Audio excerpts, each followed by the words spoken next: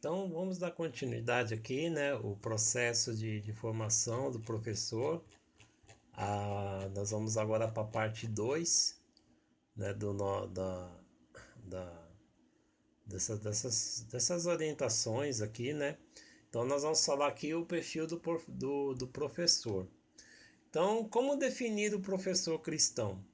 Né? Como definir? Né? Então, do perfil do professor, né?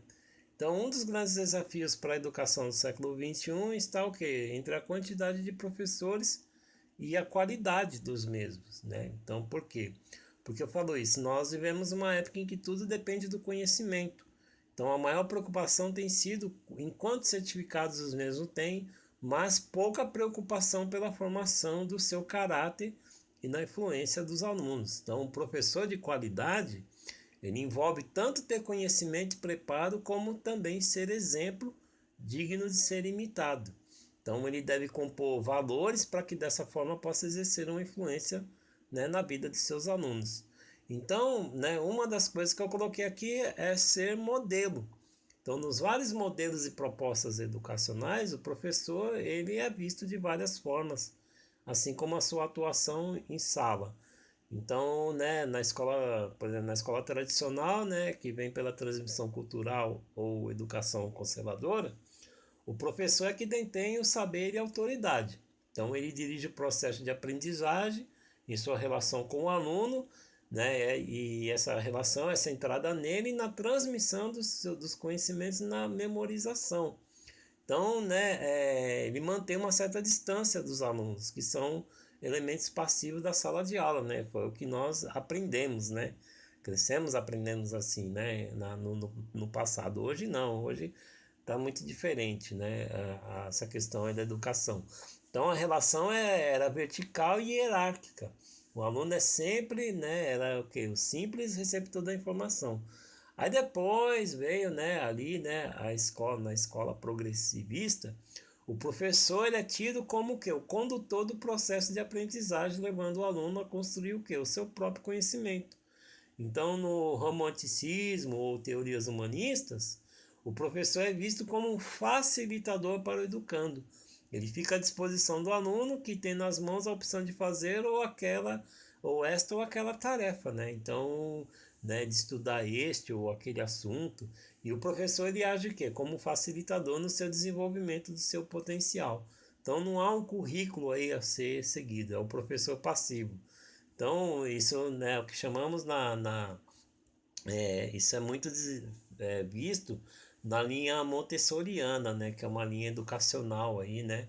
Então, na pedagogia, né, quem estuda pedagogia sabe que é a linha montessoriana, onde o professor é um guia que remove os obstáculos da aprendizagem, localizando e trabalhando as dificuldades de cada aluno. Ele apenas sugere e orienta as atividades, deixando que o próprio aluno se corrija, adquirindo assim uma maior confiança. Isso, né, na, nessa questão aí da educação progressivista.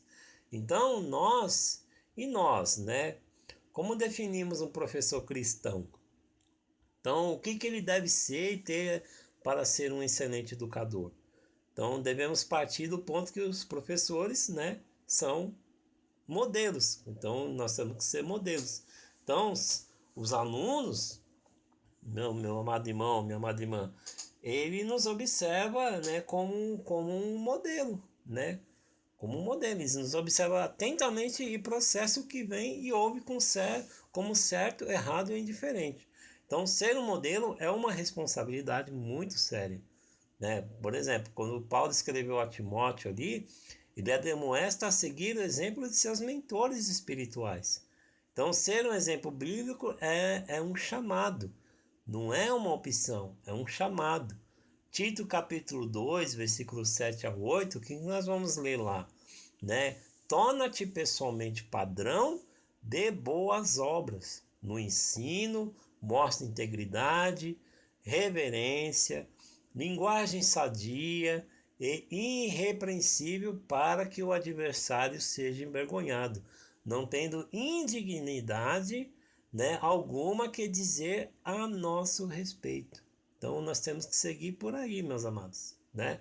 Então pode se caracterizar o perfil, né, do educador cristão como sendo o resultado de uma série de características espirituais, morais, intelectuais e sociais que identificam o chamado para exercer a sua docência a serviço de Cristo. Então é uma responsabilidade muito séria, né? Então o nosso chamado ele não é uma opção, né? É por isso que eu falo, se Deus concedeu a oportunidade para um de nós estar à frente de uma classe de escola bíblica dominical, é porque ele vê essa condição, ele nos conhece, né?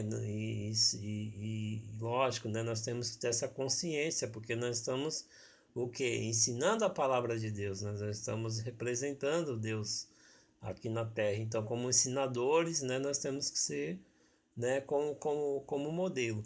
Aí eu coloquei aqui, né? As características espirituais, né? As qualidades básicas para um professor de escola bíblica dominical. As características espirituais. Eu sei que o irmão sabe, né? Sabe dessas coisas, né?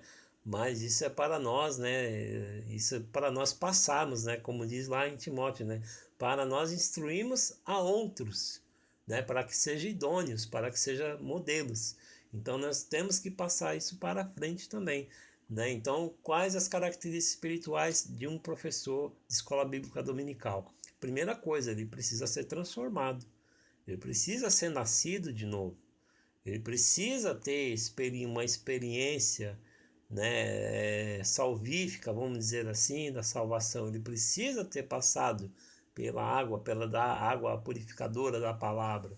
Ele precisa ter nascido de novo, né, salvo, uma nova criatura que tem desenvolvido a vida cristã, né, conforme 2 Coríntios capítulo 3, versículo 18, Romanos capítulo 8, versículo 29, Efésios capítulo 2, versículo 8, né? Não vou ler aqui para nós não estendermos muito esse vídeo, né? Mas o irmão pode ver depois lá, a irmã pode conferir lá na sua Bíblia. Então, quanto mais a nossa vida for moldada pela palavra, sendo fiel às suas ordenanças, nós podemos o quê? Poderemos influenciar os outros a buscarem por uma vida rendida aos pés da cruz, né? Então, por meio das escrituras, somos o quê? Somos convencidos do pecado, reconhecendo a nossa necessidade espiritual, né? 2 Timóteo capítulo 3, versículo 16. E Hebreus também capítulo 4, versículo 12. Então, quanto mais conhecemos a Cristo, né, podemos crescer em santificação, dando o quê? Dando ao Senhor maior controle sobre todos os aspectos do nosso ser. E aí os irmãos podem ler, né, em carta de Pedro, capítulo 2, versículo 2, e João capítulo 17, versículo 17. Também prosseguindo aqui, né, 2 Timóteo capítulo 3, versículo 15. Eu vou abrir rapidamente aqui, né, 2 Timóteo capítulo 3 e o versículo 15, né, vai dizer aqui também, e que desde a tua meninice sabes as sagradas letras, que podem fazer-te sábio para a salvação, pela fé que há em Cristo Jesus. Então, quem conhece a palavra de Deus e sabe manejar bem a Bíblia, né, tem que ter essa característica, tem que ser conhecedor da palavra. Primeiro tem que ser transformado, depois conhecedor da palavra. Por quê? Né? Porque que faz parte do perfil do professor.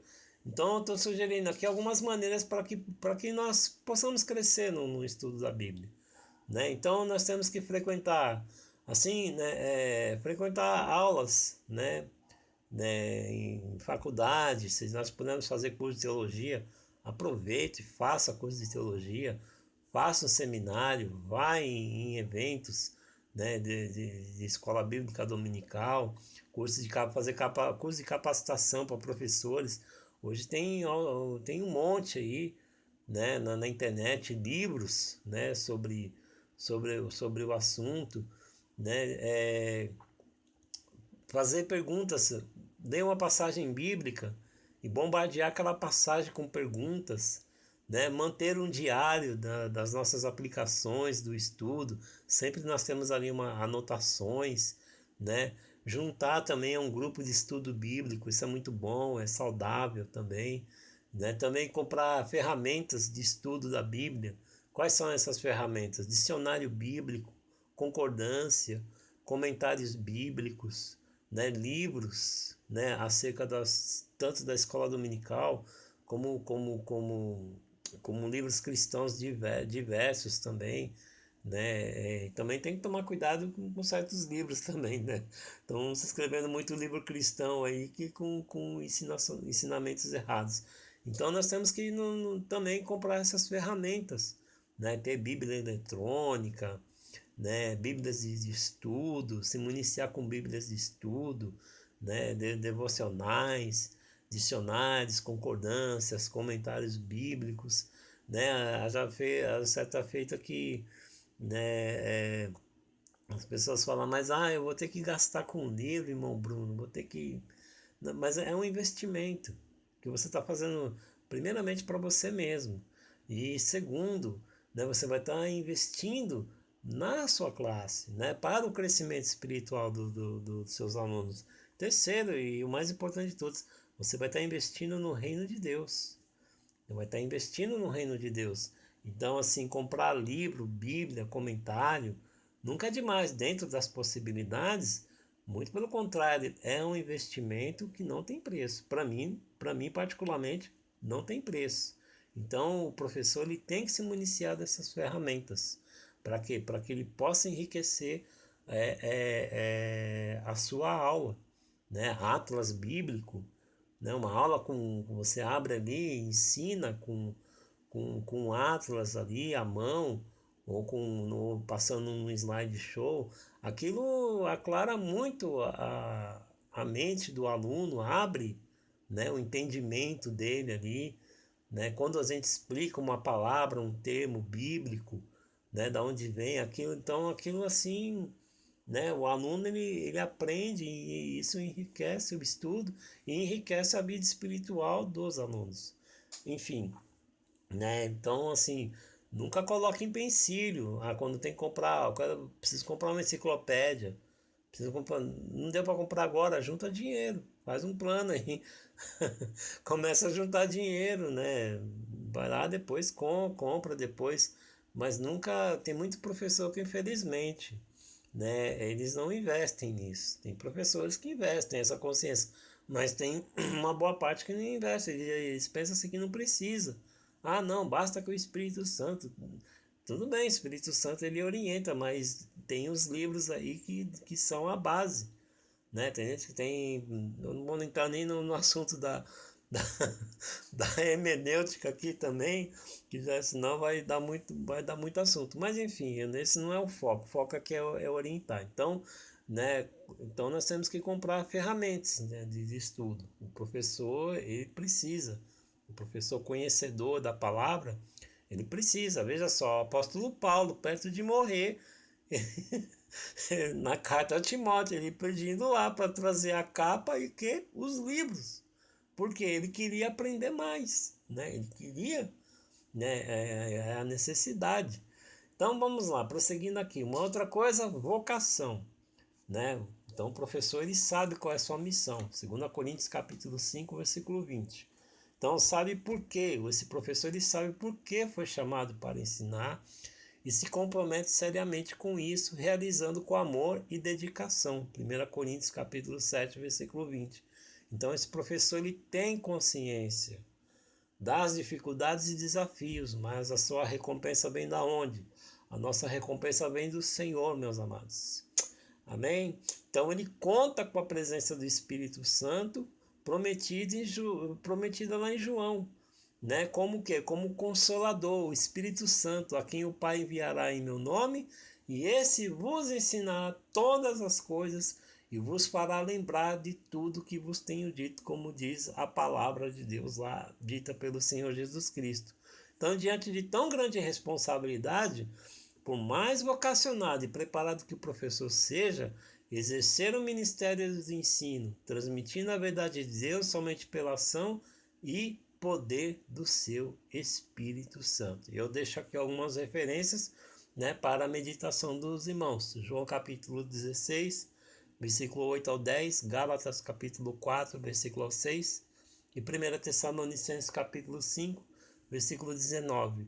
Então, eu falei, né, tem muita ênfase a importância de comprar livros, né, de ter uma biblioteca. Não precisa ter uma vasta biblioteca, mas tendo uma biblioteca de qualidade já é de bom tamanho, de uma grande ajuda.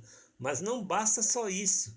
Nós temos que ter a nossa consciência do nosso chamado, da nossa responsabilidade, da nossa vocação, né? E o nosso preparo, o exercício do nosso ministério, do ensino, né? Da transmissão da palavra de Deus, nós temos que ter total dependência da ação e poder do Espírito Santo. Amém?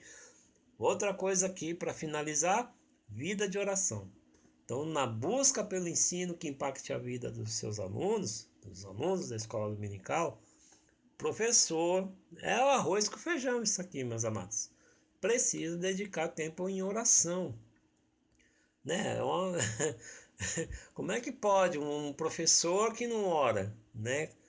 Um professor que não ora, que não tem uma vida de oração, não tem um período ali de oração, pelo menos por um mínimo por 1 hora. Aí vem amanhã uma lição sobre oração, que autoridade que ele vai ter para ensinar sobre oração?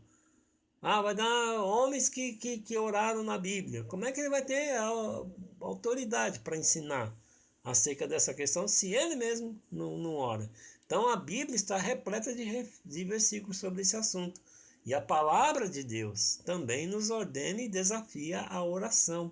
Veja lá em Lucas capítulo 11, versículo 9 a 10, João capítulo 14, versículo 13 e 14, né? 1 João capítulo 5, versículo 14 ao 15.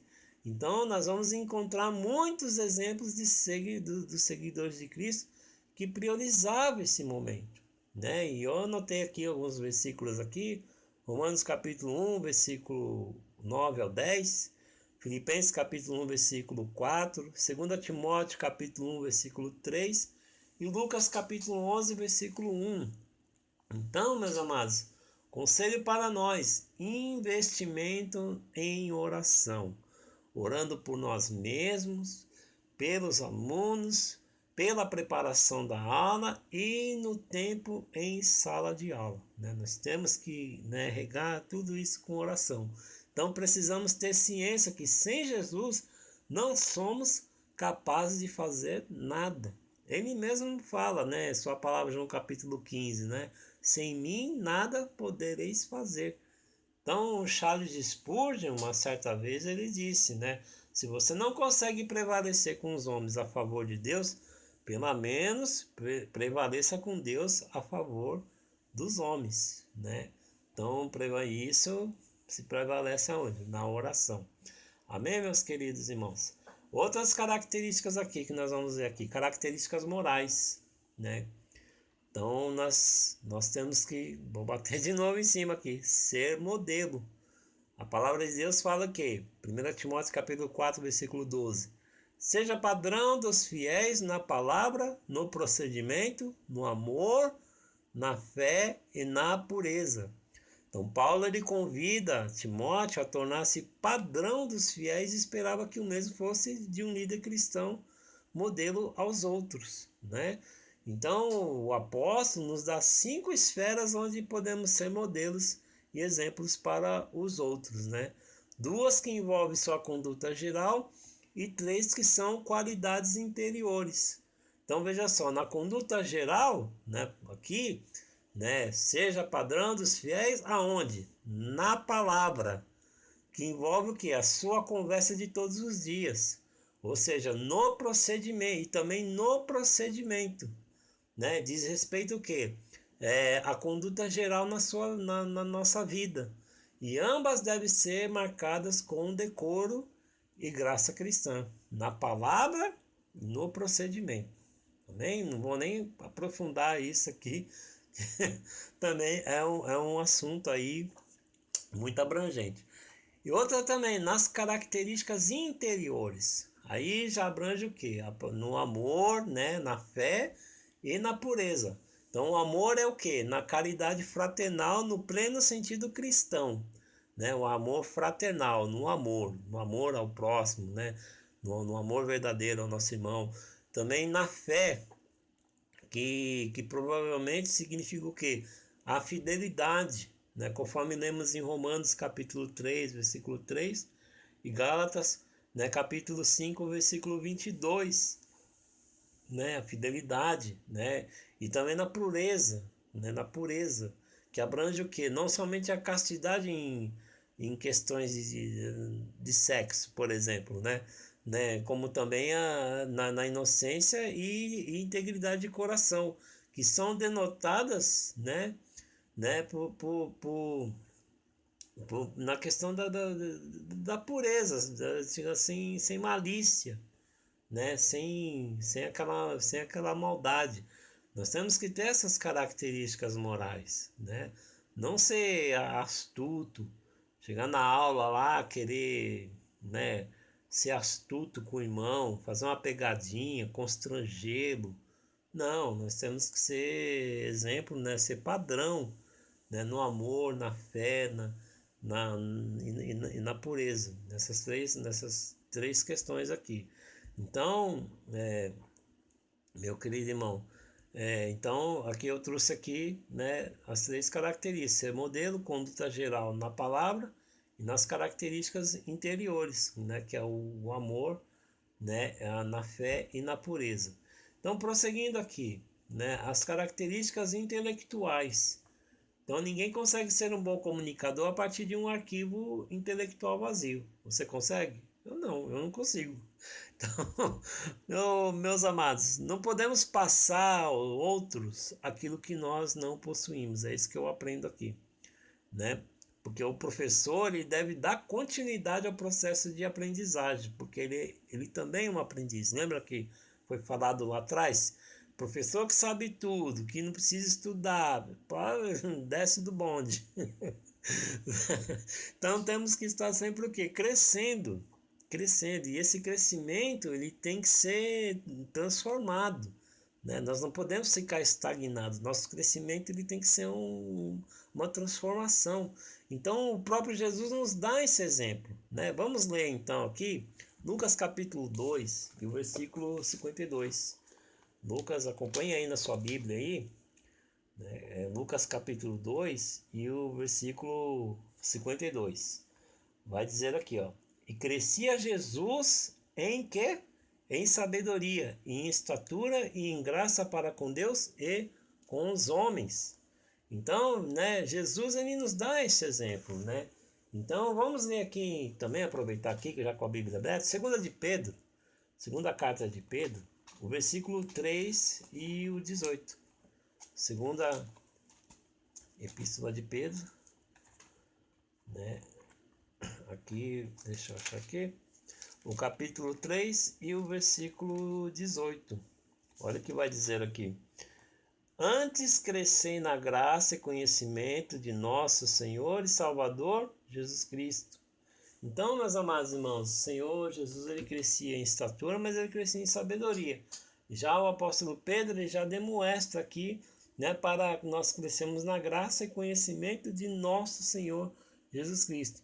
Então, quem pensa dessa forma vai estar sempre se perguntando, né? Quem pensa assim, né? Eu tenho que crescer, né? Como o meu Senhor Jesus Cristo crescia quando ele era menino, em graça, em sabedoria, né? Como o apóstolo Pedro está me demonstrando aqui, crescer na graça, no conhecimento. Então, isso nos leva a uma pergunta, né? Como eu posso melhorar o meu ensino? E queria deixar aqui três sugestões aqui para o nosso preparo intelectual. Então nós temos que, não é fácil, né, por causa do dia a dia, né, é sempre corrido, mas é compreensível tudo isso, mas, né, nós, como diz, o reino dos céus é tomado à força. Então nós temos que nos disciplinar, né? Então a primeira coisa é manter um disciplinado programa de leitura e estudo. Segunda coisa, fazer cursos de atualização para melhorar o nosso crescimento como nossa habilidade intelectual. Né? Eu não sei você, mas todo ano, agora por conta da pandemia, esse ano acho que não iria ter, né? Mas todo ano as Assembleias de Deus elas promovem aí, né, o chamado CAPED, é o curso de aperfeiçoamento do professor de escola dominical. E eu nunca tinha ido a um CAPED. O primeiro CAPED que eu fui ir mesmo, isso eu estou falando, foi aqui alguns anos atrás, aqui na sede de Suzano.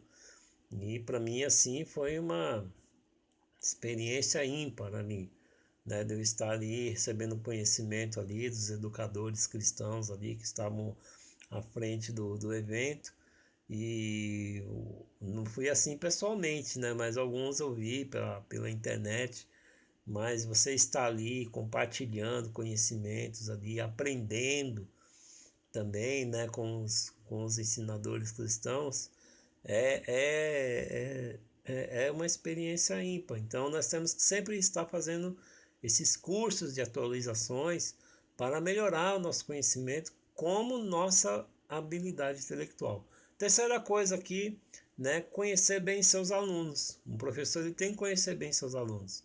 Tanto as características gerais das faixas etárias, isso eu estou falando em geral, né? Professores tanto da classe, desde o maternal até a classe dos adultos, como o aluno individualmente, né? Também ele tem que conhecer o aluno individualmente, saber o máximo que puder sobre sua vida. Não é se intrometer na vida do aluno, é saber o máximo que puder sobre a sua vida, né? Então, né, isso aí depois, uma hora a gente pode tratar dessas questões aí detalhadas aí, né? Mas assim, vou dar uma pincelada aqui. Então, assim, o professor ele tem que conhecer os seus alunos. Amém? Então, vamos prosseguir aqui. Mas eu gostaria aqui de deixar aqui, né? Então, já que estamos falando aqui, conhecer sobre a vida do aluno, nós temos que conhecer o quê? As características sociais. Porque os que ensinam a palavra de Deus entendem perfeitamente como seu ministério inclui o processo de discipulado.